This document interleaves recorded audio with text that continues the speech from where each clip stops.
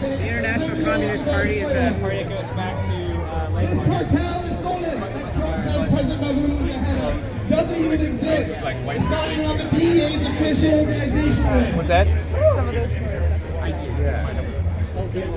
They are using this line as a pretext to literally bomb Venezuelan civilians. The truth is, and he said it himself, Trump and his billionaire friends want Venezuela's oil. He's saying that we want our oil. They want it and they want it for free. They do not care how many Venezuelans have to die. They do not care if they have to send U.S. ground troops to die for it in Venezuela. If this happened, it would not be the children of oil executives or the CEOs of weapon manufacturers who are sent to kill and die. It's the working class young people, our friends and our family, who Trump would send to fight for this war for oil. They're dying from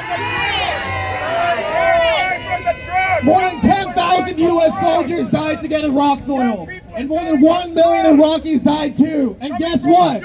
All that killing cost $1.3 trillion. That's right! That $1.3 trillion defined a generation. It defined our culture and our economy.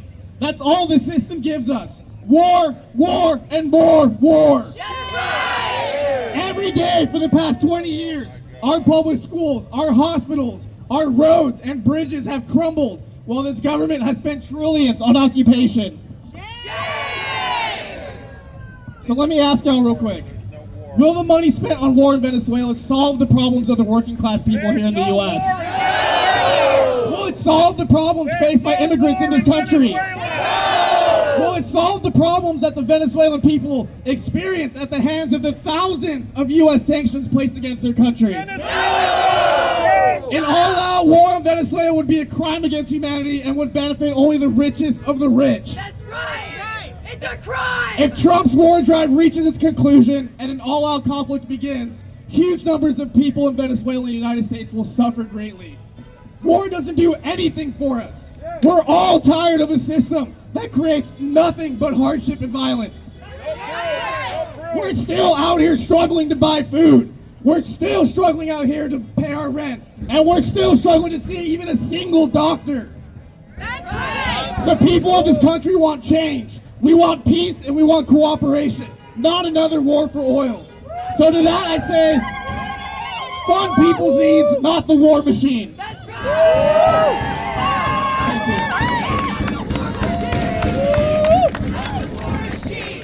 Fund people's needs, not the war machine! Fund people's needs, not the war machine! Fund people's needs, not the war machine! Fund people's needs, not the war machine! Fund people's needs, not the war machine! Fund people's needs, not the war machine! All right, everybody, our next speaker is going to be Chris from About Face. Everybody give it up. Hey, everybody.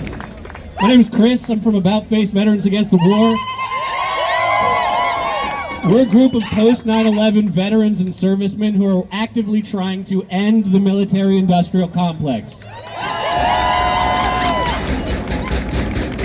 I myself am an Army infantry veteran, and let me tell you, I am feeling a strong sense of deja vu. That's right! Doesn't what we're seeing today seem eerily similar to the same stuff that this empire has been doing for decades? We're seeing the same buildup of lies about Venezuela that we saw in the ramp-up of wars to Iraq and Afghanistan. The same tired old lies being bandied about like we've never heard them before.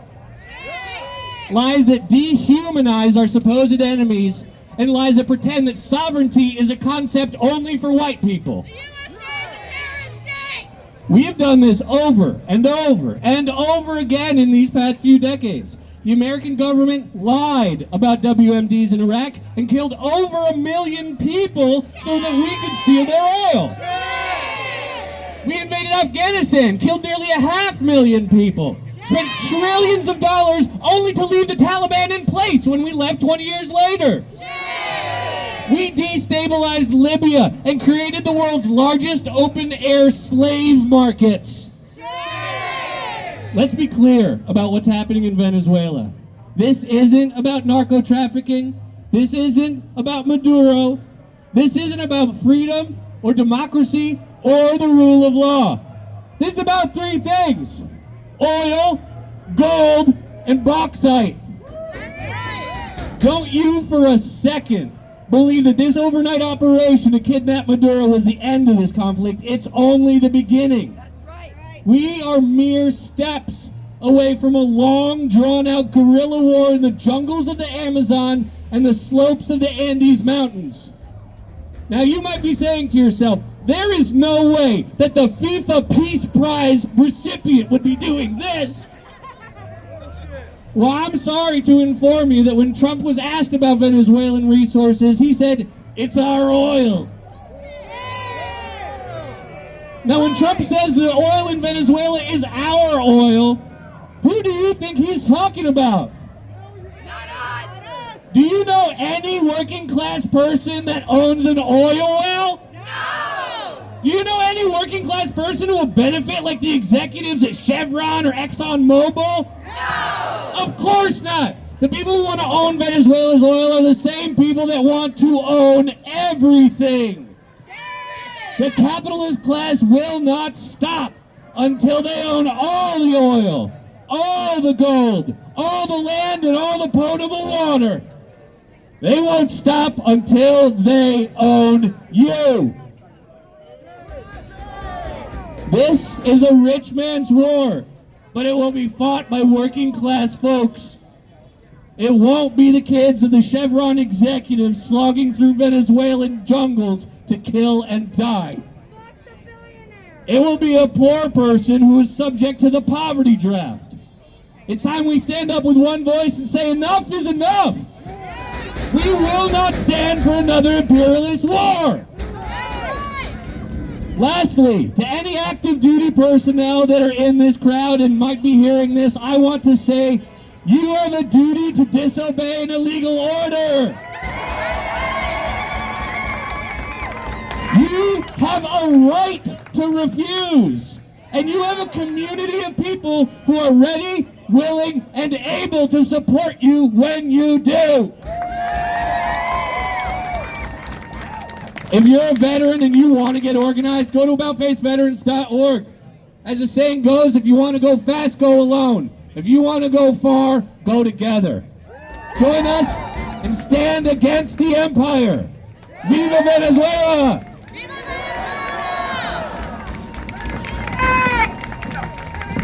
Not another penny! Not another dollar! Not another penny. Not another dollar. No more money for war and slaughter! No more money for war and slaughter.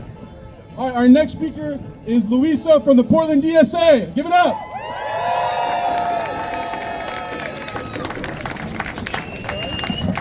Hey everybody! No war in Venezuela! No war in Venezuela. No war in Venezuela! No war in Venezuela. So y'all already know this narco trafficking bullshit is a lie. Okay? Even by the CIA's own accounts, less than 5% of cocaine that moves through Latin America actually flows through Venezuela. That's by the U.S. government's own account. Not too, just a couple weeks ago, U.S. President Trump pardoned Jose Orlando, the former actual narco president of Honduras. Shame. This has nothing to do with drugs, but you guys already know that if you're here. There is also no truth to the El Cartel de los Soles, which is what President Maduro was alleged to have been a part of. Again, all of that is a lie. Narco-terrorism is the new version of weapons of mass destruction. That's right. Okay, that is the new narrative when it comes to Latin America. That is justifying this bullshit kidnapping of a democratically elected Venezuelan president, Nicolas Maduro. What is happening is that the Venezuelan people are being punished for the first time in Venezuelan history for saying Venezuelan resources to Venezuelans.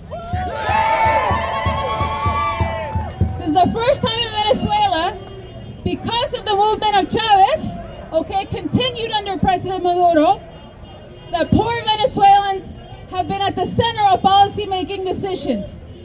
Okay, prior to the sanctions, it was the first time in Venezuelan history that people had access to education.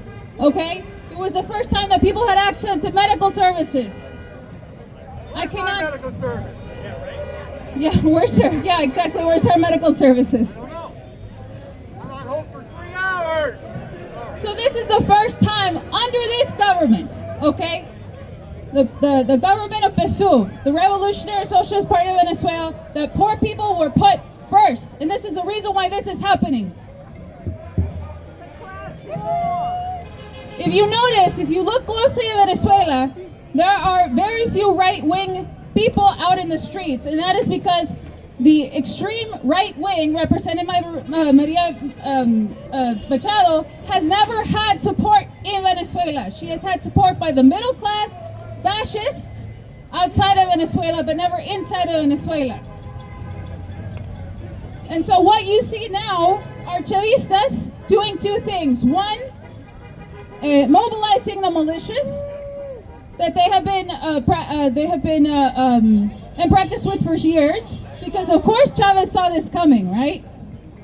And also they are standing in line with for food because they don't know when the bombings are going to stop. Delcy Rodriguez, the vice president of Venezuela, did not say what the U.S. government wanted her to say.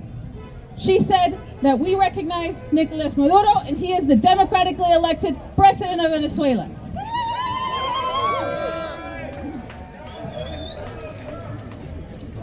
So our charge as people in the United States is two things.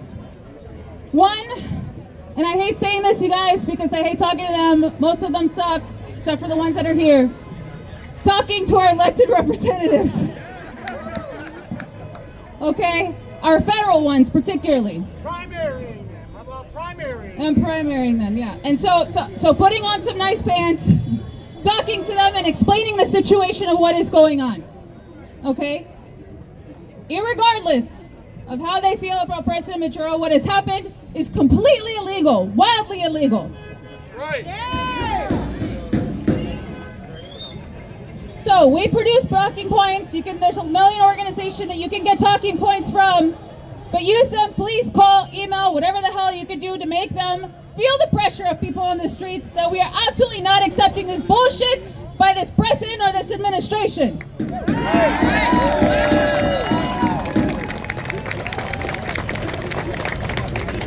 Secondly, okay, please, and I say this as somebody from a country that was couped by the United States, I am Chilean. None of this both sides bullshit. No more of this. Nothing with Maduro is a dictator, but that is exactly what has led us to this moment. It sinks in the minds of liberal, this gray feeling about Venezuela, this country that they know nothing about, that they've never been to. Okay? That Maduro is a dictator. I was an election observer, okay, for the presidential elections. Maduro was democratically reelected by 52%, okay? If he was going to fudge the numbers, why would he pick 52%? So please, none of this two sides bullshit. That is what has led us to this moment. This is a crime. This is an international crime, okay? Is the AOC going to come to our defense? Not unless we push them. Is any of our elected Congress people going to come to our defense? No, not unless we push them. Push them out of Congress. And so we have seen this with Palestine. They pretend to give a shit about international law, but at the end of the day, they need to feel the pressure. Most people in this country do not support what is going on. The AFL-CIO has come out against it. Okay? So it is there. It is just about, again, pressuring them to stop this bullshit, stop killing people in Venezuela. Right. So our message is clear, because the next couple of days and weeks are going to be messy. You're going to hear a million different things. And I don't like to provide conjecture, right? It feels gross. But our responsibility as socialists here is clear. No war against Venezuela! No war against Venezuela! You're a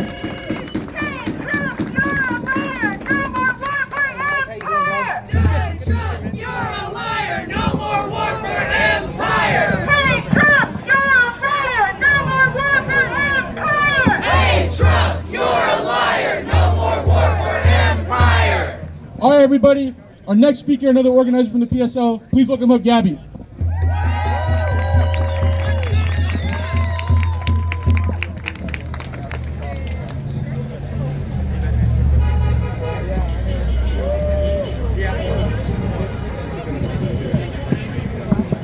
We're all gathered here today to oppose the war in Venezuela, and we are not alone.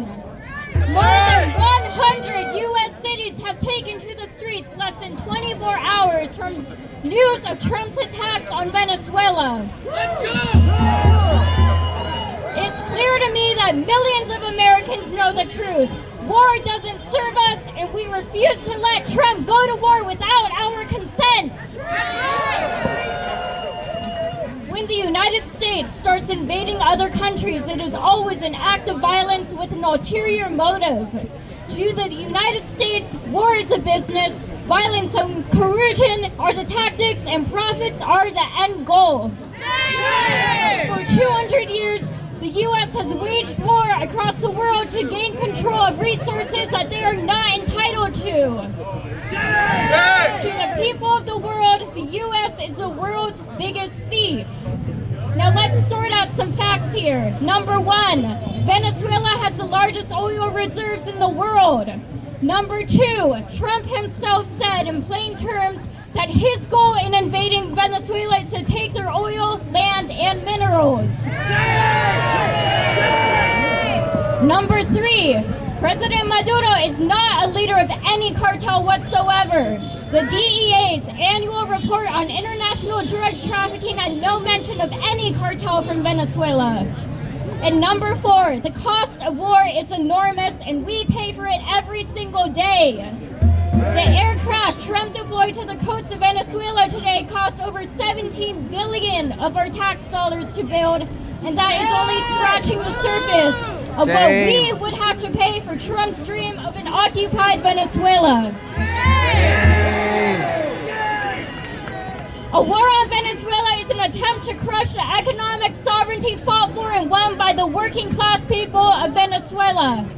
The only crime that the Venezuelan people have committed is that they dare to build a sovereign, independent government that refuses to do business with the world's biggest thief, the United States. That independence is a threat to U.S. domination.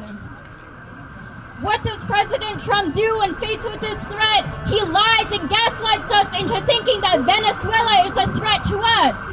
But let me be clear, Venezuela is not a threat. It is a fact that in the case of this war and all imperial wars, that the biggest threat is the United States, its military power, its relentless need to control the world's resources so that the rich can become richer. Who benefits from a war in Venezuela? It's not me, it's not you, it's not the soldiers and their families, risking lives to fight an unnecessary war. And it's certainly not the Venezuelan people who are now living under threat of U.S. bombs, their democratically elected president kidnapped under false charges. But I will tell you who benefits. It's the politicians, CEOs, and shareholders who will stop at nothing to gain more wealth from the oil and gas industry and the military-industrial complex. We cannot allow this to happen without opposition. There is blood being shed, and we cannot be complicit. The true power lies in the power of the people, but we need to come together as we are today and show them that this is a mass movement, and we say no war. No war!